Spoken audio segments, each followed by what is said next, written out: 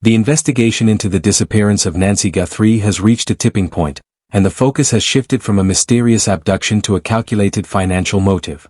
According to a report by Hidden Times, shortly before Nancy Guthrie vanished, Annie Guthrie asked her mother for a substantial loan, and Nancy Guthrie said no. That single refusal, that one word no from Nancy Guthrie to Annie Guthrie, is now being examined as the primary trigger for everything that followed. We are not talking about speculation. We are talking about a documented financial trail that links Annie Guthrie and Tommaso Cioni to $1 million inheritance that only becomes accessible if Nancy Guthrie is removed from the equation. To understand the pressure on Annie Guthrie and Tommaso Cioni, you have to look at the numbers. Nancy Guthrie lived in a debt-free $1 million home in the Catalina foothills. Just 4 miles away, Annie Guthrie and Tommaso Cioni lived in a property valued at $650,000. In forensic financial analysis, a $350,000 gap is a motive. Investigators are looking at whether Annie Guthrie and Tommaso Cioni were facing mounting debts or property tax issues that made Nancy Guthrie's $1 million estate a necessity rather than a luxury. The most common motive in crimes against the elderly is the immediate control of assets, and the actions of Annie Guthrie and Tommaso Cioni since the disappearance suggest a rush to assume that control. The groundwork for this control was laid months in advance. In May 2025, a durable power of attorney was signed, granting Annie Guthrie legal authority over the financial affairs of Tommaso Cioni.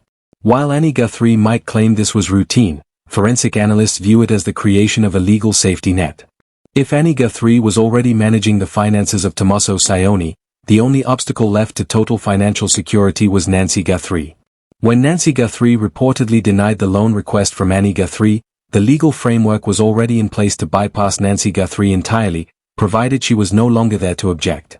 The night of January 31st is where the financial tension turned into physical action.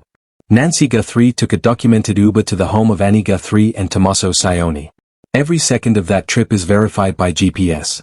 But the return trip home is a forensic black hole. Tommaso Cioni was the driver. Tommaso Cioni controlled the vehicle. Tommaso Cioni is the only person on earth who claims Nancy Guthrie was dropped off safely. Without a single neighbor's camera or a doorbell notification to verify Tommaso Cioni's story, the investigation must rely solely on the word of Tommaso Cioni, a man whose wife, Annie Guthrie, had just been denied a life-changing sum of money by the very woman Tommaso Cioni was driving into the darkness. What followed was a chilling 14-hour window of total silence. From 9:50 p.m. until noon the next day, Annie Guthrie and Tommaso Cioni made zero contact with Nancy Guthrie.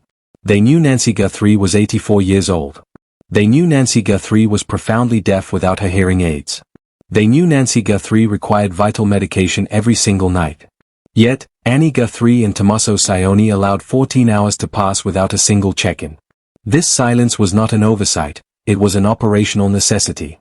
This gap gave whoever took Nancy Guthrie a clean, 14-hour block of time to execute a plan, scrub a scene, and dispose of evidence before Annie Guthrie finally placed the 911 call.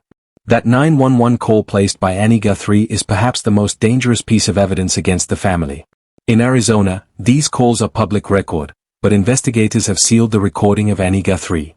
Retired detectives like Bob Gilliam have stated that the call likely contains guilty knowledge, details that Annie Guthrie volunteered to the dispatcher that only the perpetrator would know.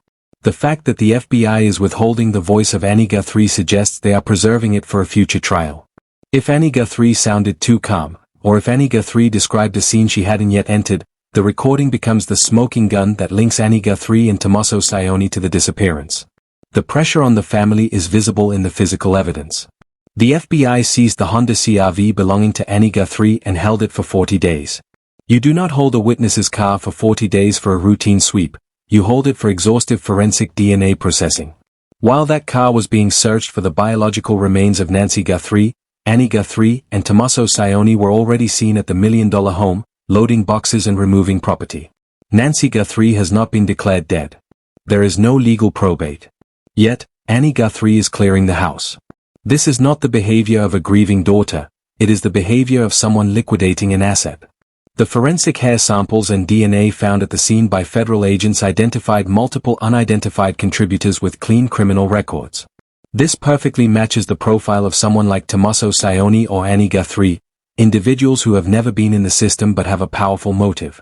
When you stack the power of attorney, the denied loan, the undocumented ride by Tommaso Cioni, the 14-hour silence from Annie Guthrie, and the 40-day seizure of the vehicle, the innocent explanations vanish. The investigation is no longer asking how Nancy Guthrie was taken, they are proving why she was taken.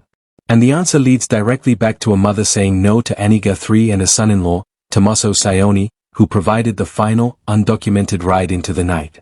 The million-dollar home is being emptied, but the forensic trail left by Annie Guthrie and Tommaso Cioni is only getting louder.